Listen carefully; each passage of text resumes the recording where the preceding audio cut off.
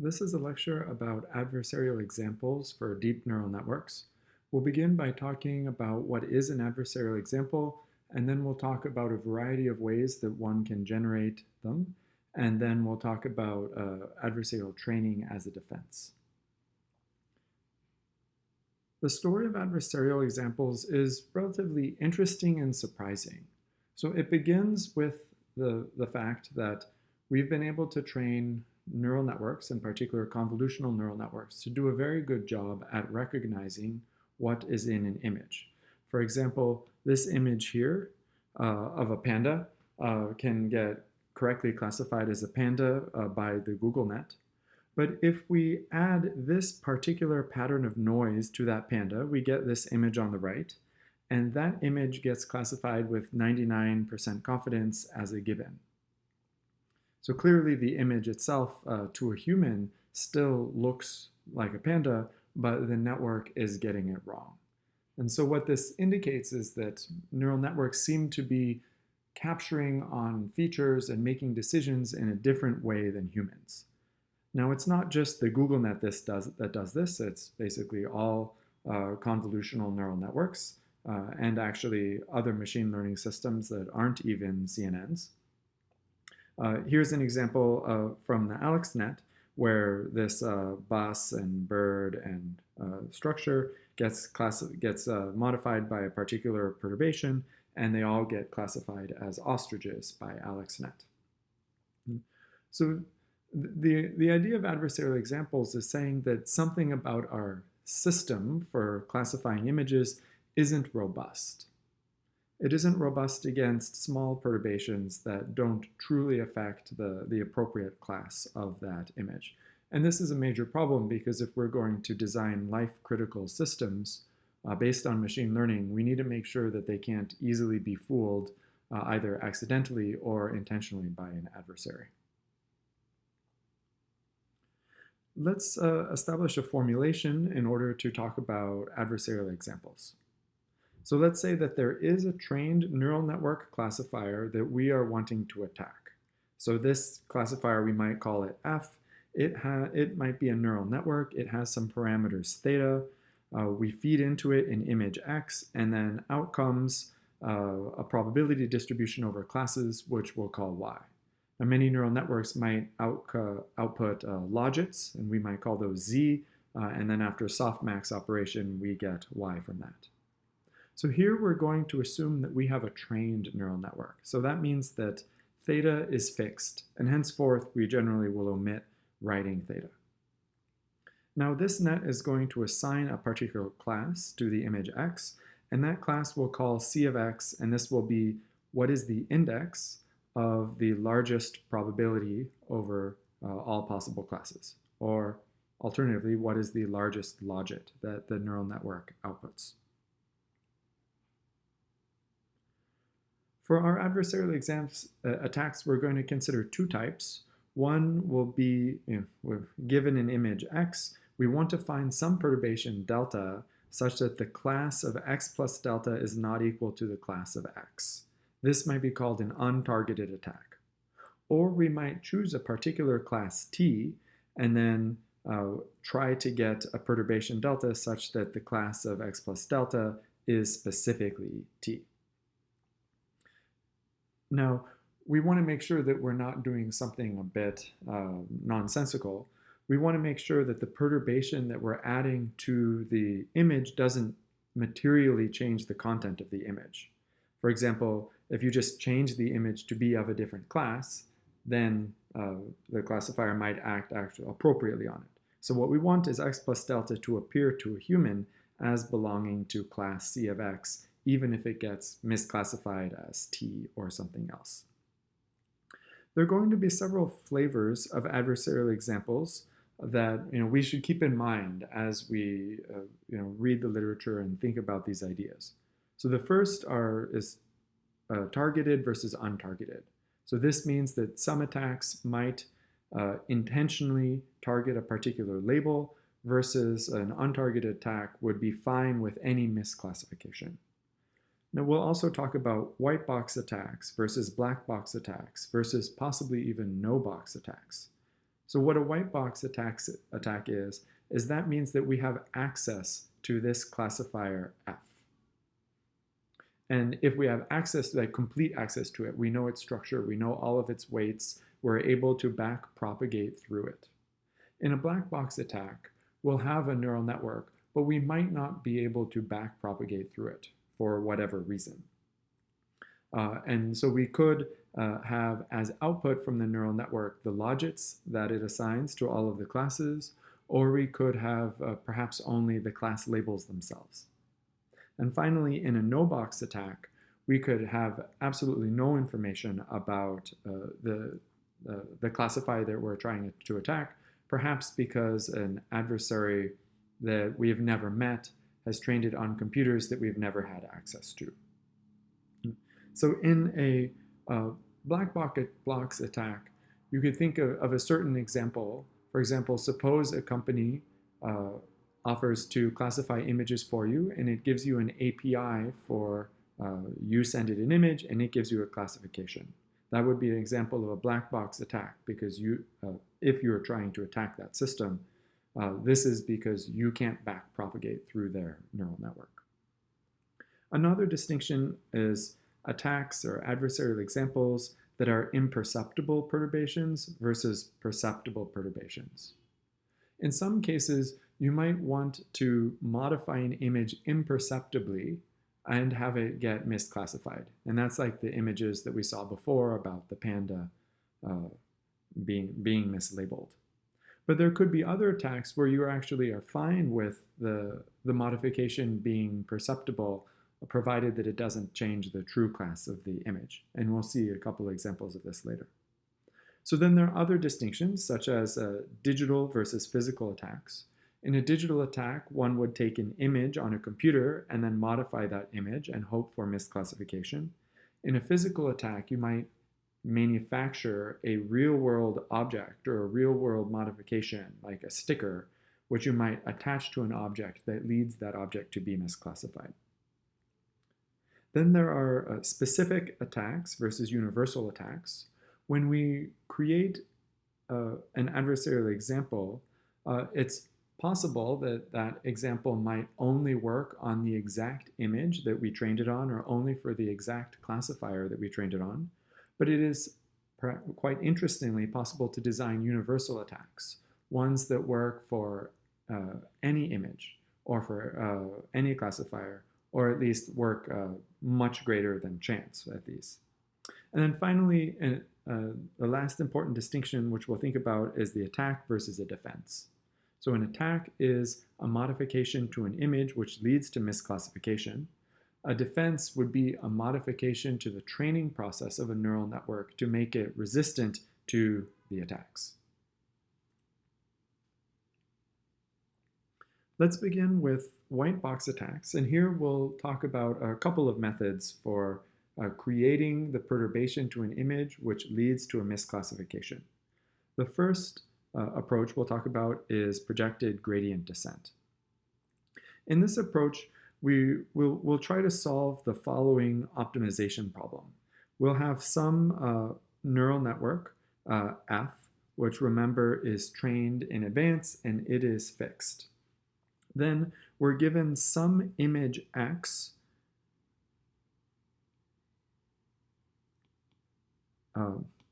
which we're trying to get a misclassification for.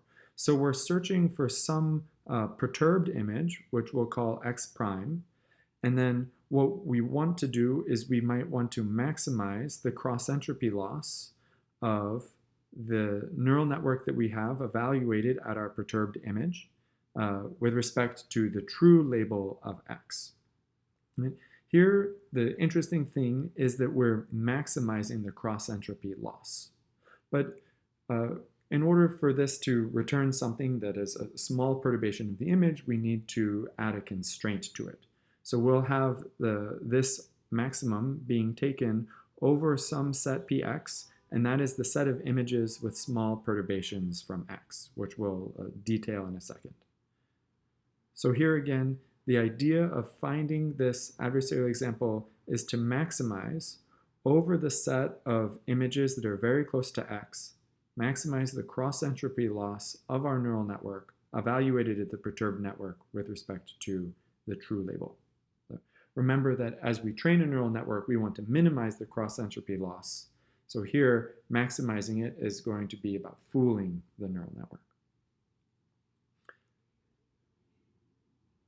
To formally state what this set of images that are close to X is, we might say that like P of X is the set of images X prime that have a small difference from X.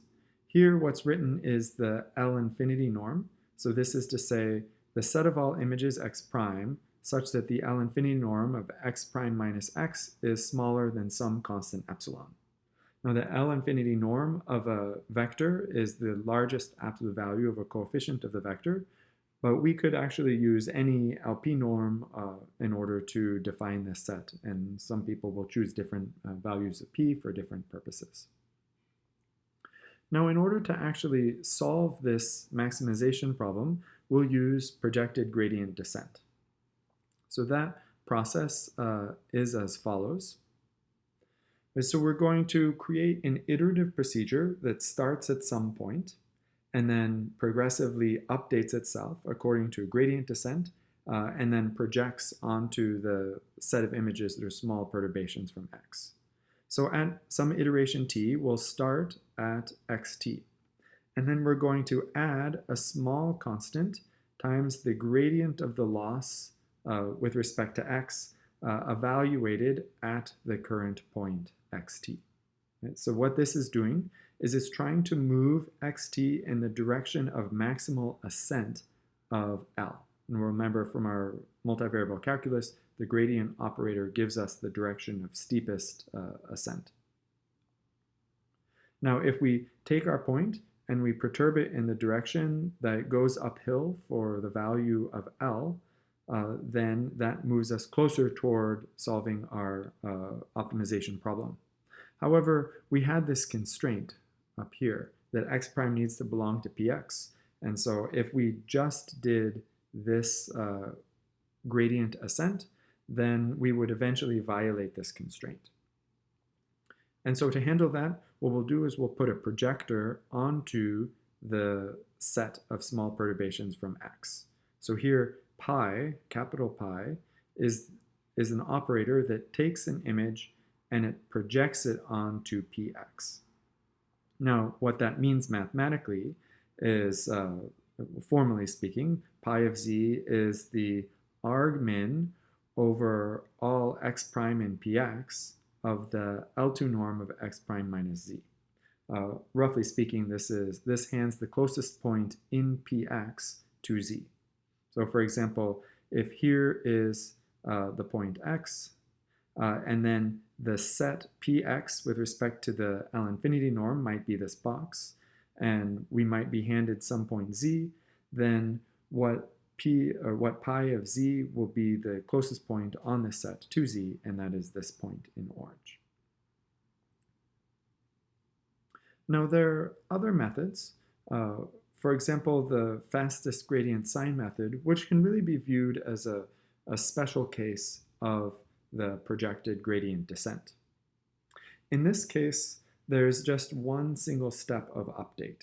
So x star, our adversarial example, or our perturbed image, is the original image, but with a perturbation that is epsilon times the sine of the gradient of L with respect to x.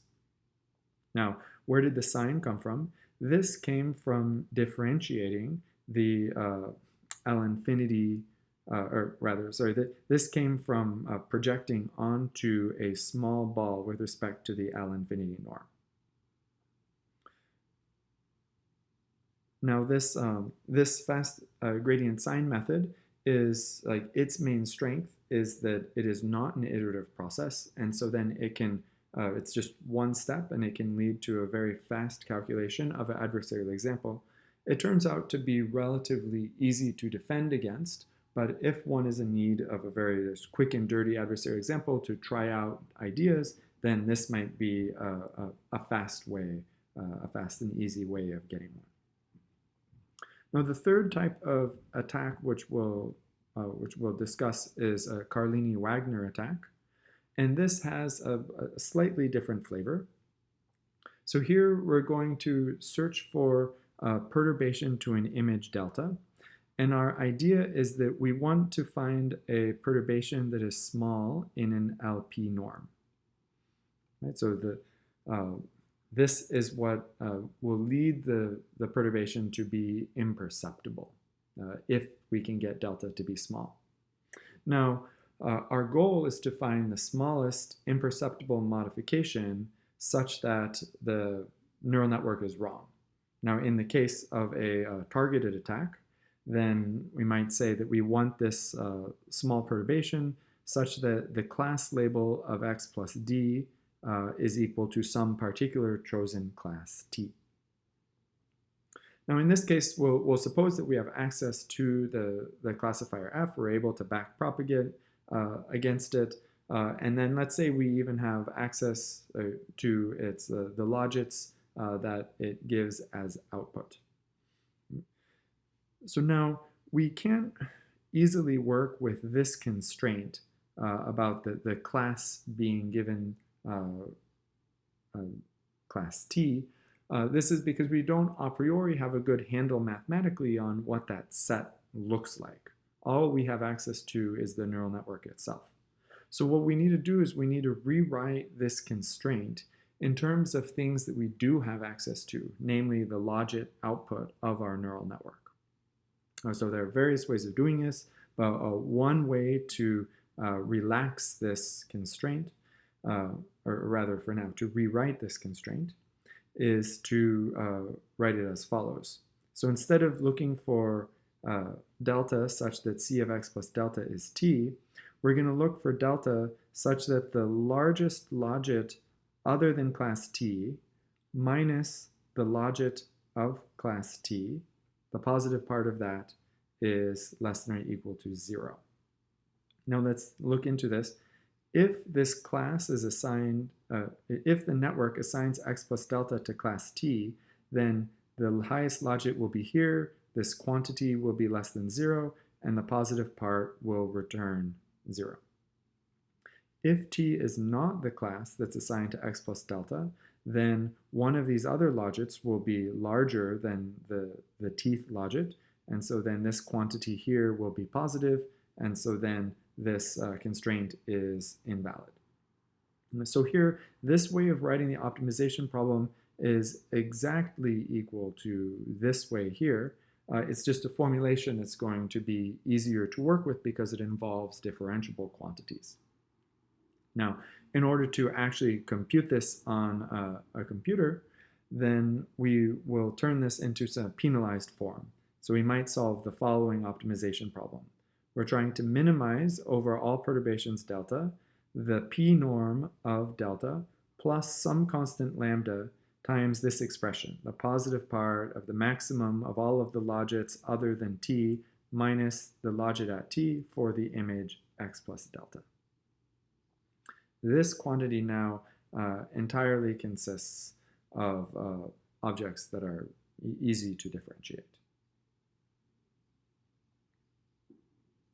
So far we've talked about 3 different methods for generating adversarial examples, and what they've had in common is that they've all been white box attacks. Right? They've required gradients of a classifier. That is to say, we've had to backprop over that particular classifier. These methods, they have variants that work for targeted and untargeted attacks, and it's a fun exercise to think about how would you modify it to make it go from being targeted or untargeted. And then the adversarial perturbations that we've computed ostensibly were for a single image and a single classifier.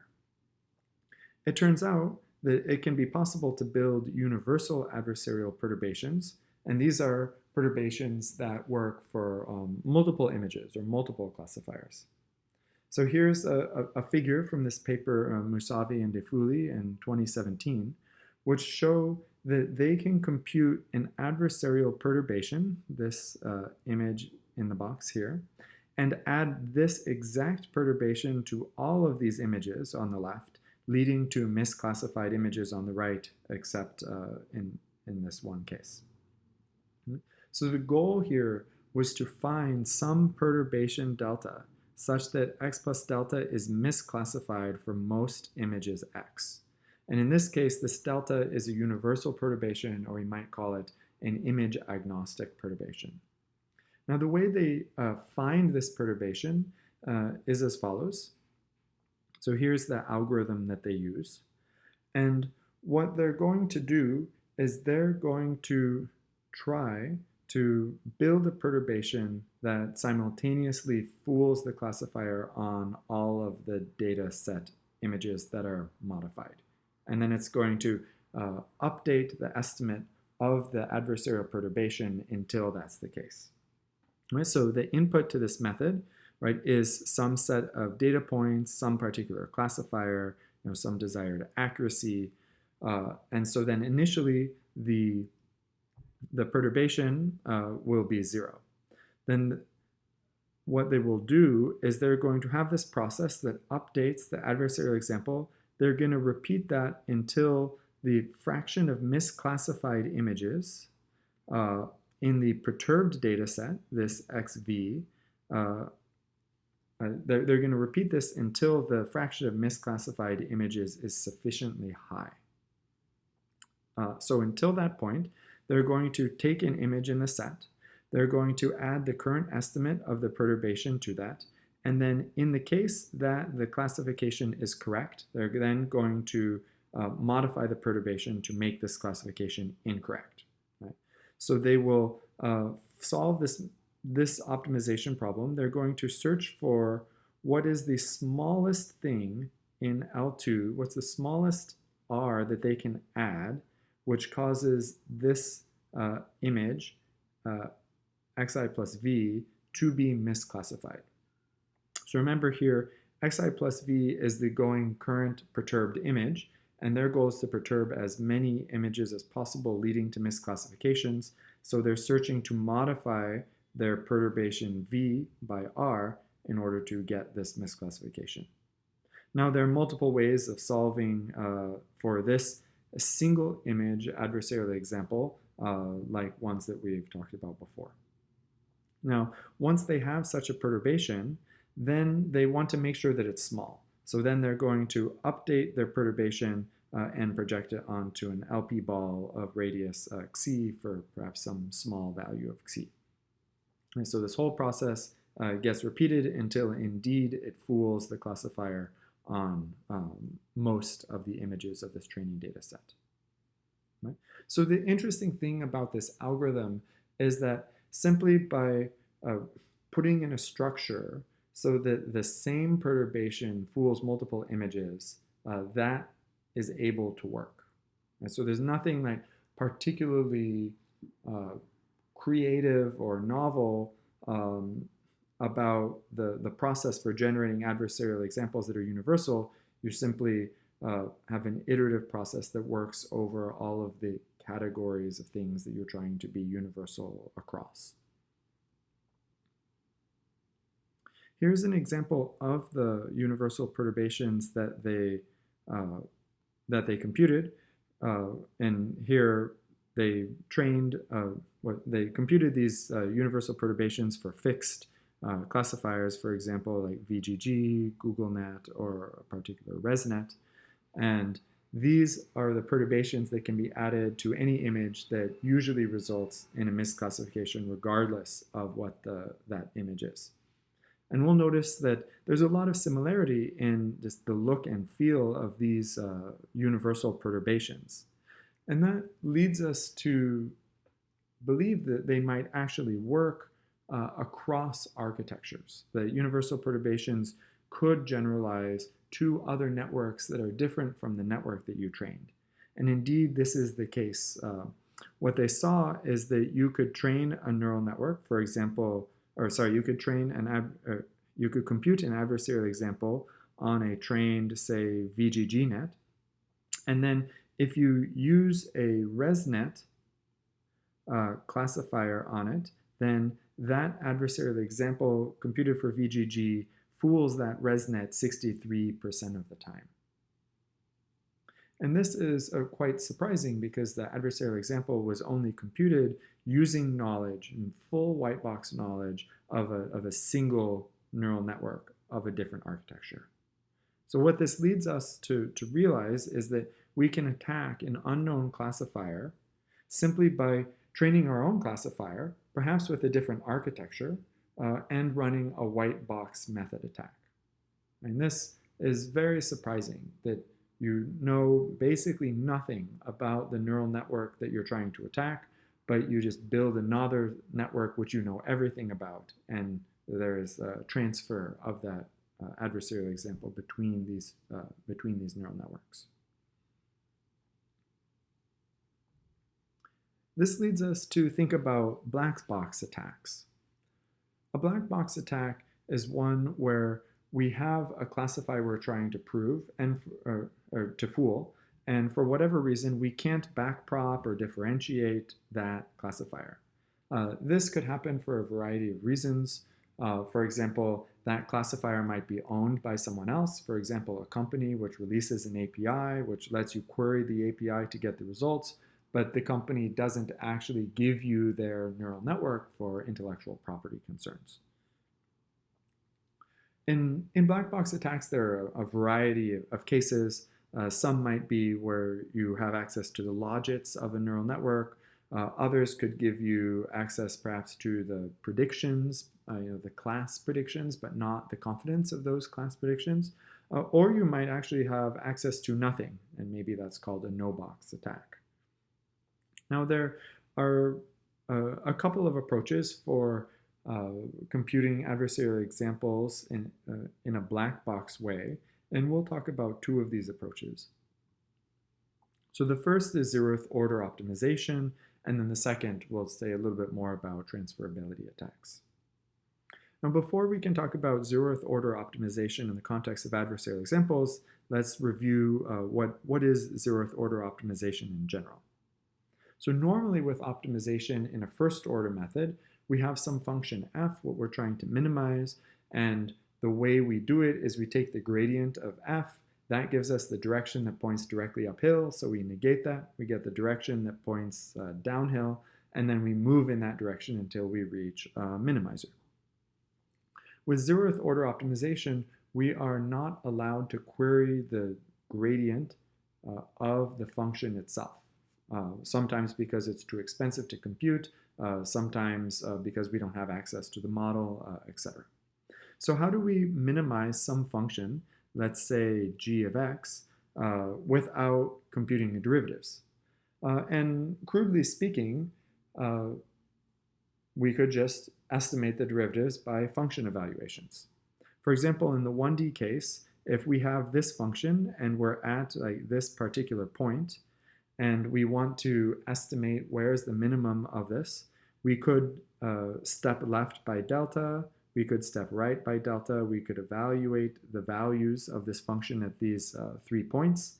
Then with those, we could get an estimate for the derivative of g. We could even get an estimate for the second derivative of g. So that means we could find the parabola that best represents the function at these points.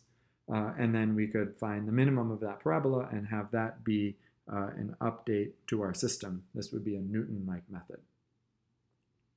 So here, the interesting thing was that just with 3 function evaluations, we get estimates to the function's derivative and to the curvature of it. Now, if we wanted to, we could in principle estimate the gradient of g even for a higher dimensional x simply by computing the gradients in all of the coordinate directions. Typically speaking, this is quite expensive and we want to find better methods than doing that. And one of the standard approaches is something called stochastic coordinate descent. And in this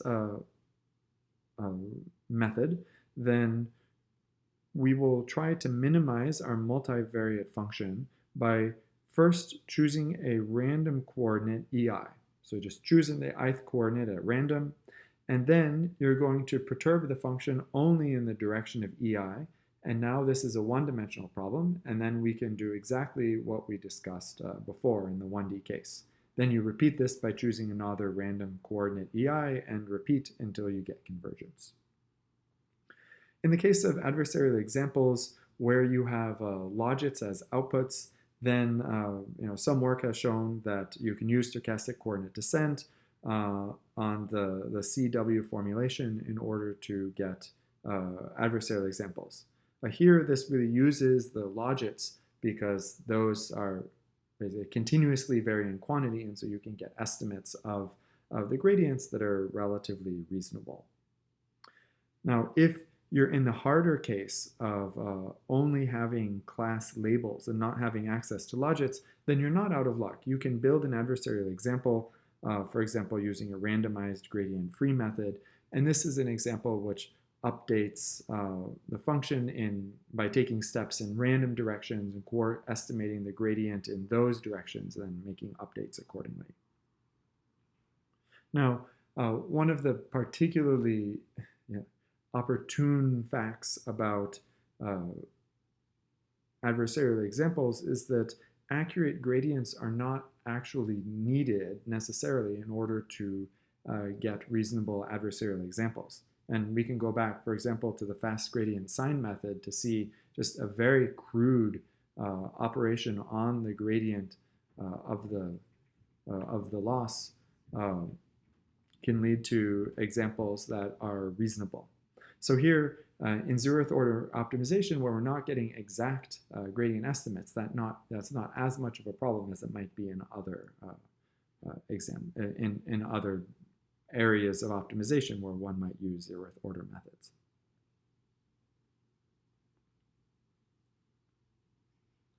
Now, to say one more thing about transferability attacks, here the idea is that we have a neural network that we don't have access to. Perhaps we have no knowledge at all. So we have a no-box method.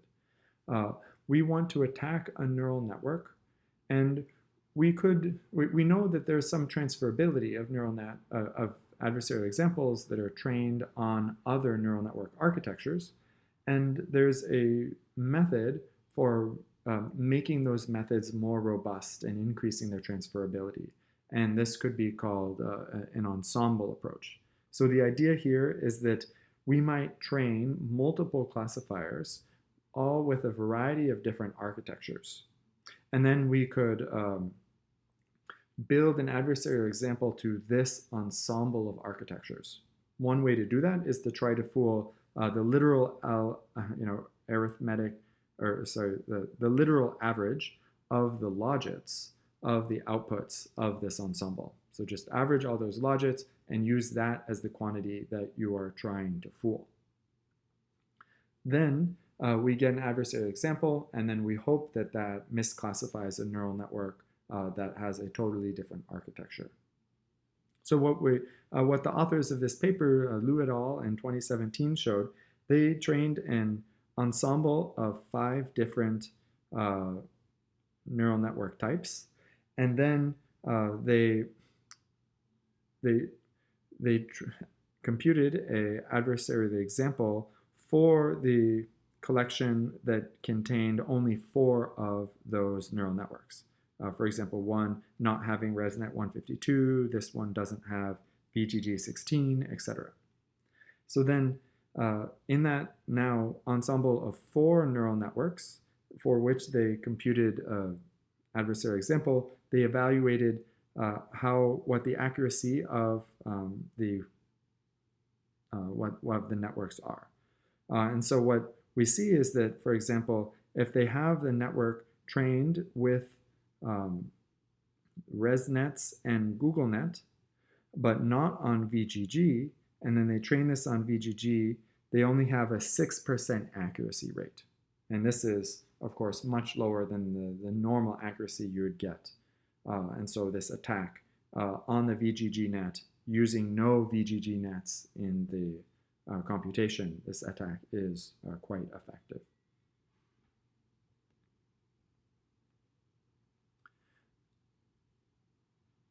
Now, there are other categories of attacks that are very important, such as real-world attacks.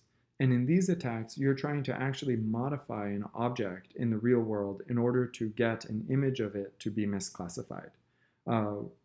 One such category of things are things known as adversarial patches. So for example, you could print a sticker that has this, this pattern on it, and then you could put that on the table right by this banana, and we see that this classifier, which originally gives a very high confidence that this image is of a banana, now is going to give very high confidence that this image is of a toaster. And so what it's doing is the classifier is noticing that this patch that is added to it is so visually salient that it's actually ignoring the rest of the image, relatively speaking. Now, the challenges of doing real-world attacks are that, well, as in the real world, you don't have as much freedom over everything as a digital attack. In particular, you can't change all the pixels. For example, you might not be able to modify the skin of this banana as arbitrarily as you could in a digital image. But the other challenges include that this adversarial patch needs to work for all backgrounds. Otherwise, it's not particularly useful as a general attack device. And then it should also be robust to physical transformation. After all, an image of the scene might be taken from varying distances, and so the actual size of the patch in the frame might be very large or it might be very small. It could be in principle located anywhere within the image. So the adversarial patch needs to be computed knowing that it needs to work for all backgrounds, knowing that it needs to be robust to these transformations. And so now we'll talk about how to go about doing that. And the way to do that is to build a model for all of the transformations that you're trying to be robust against. In this case, one could build an operator which applies the patch to an image. So here's an image, and our operator A is going to take some patch, which in advance is not known. Then it's going to apply it to this image in a particular location with particular rotation and scale. So we see, for example, if this particular patch is applied to this image of a dog with some location, rotation, and scale, then we get this image on the right.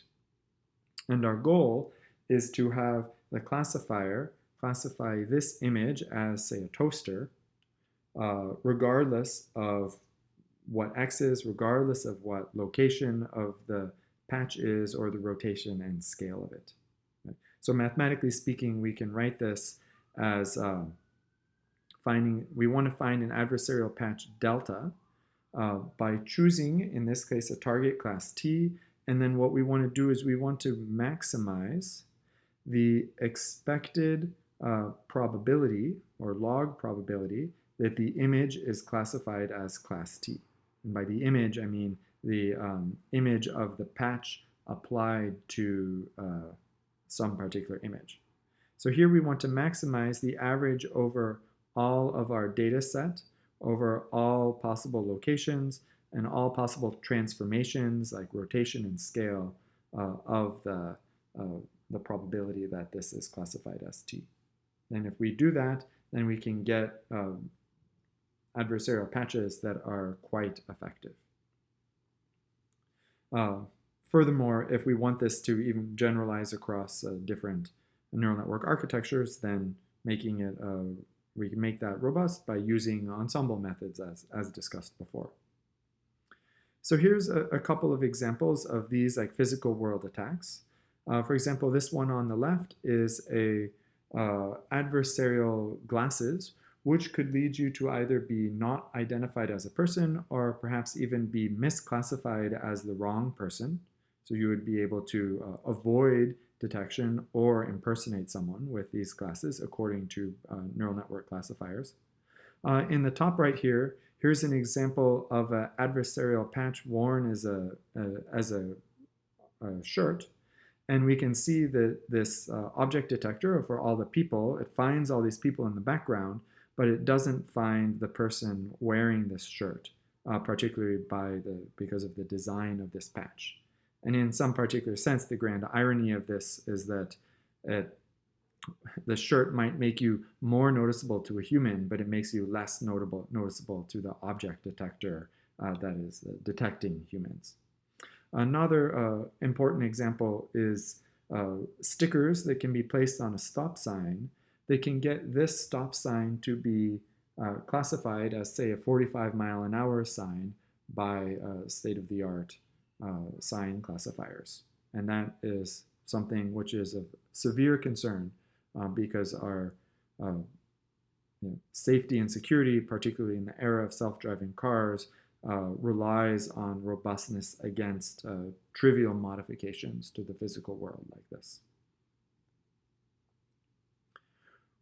We've talked so far about adversarial attacks.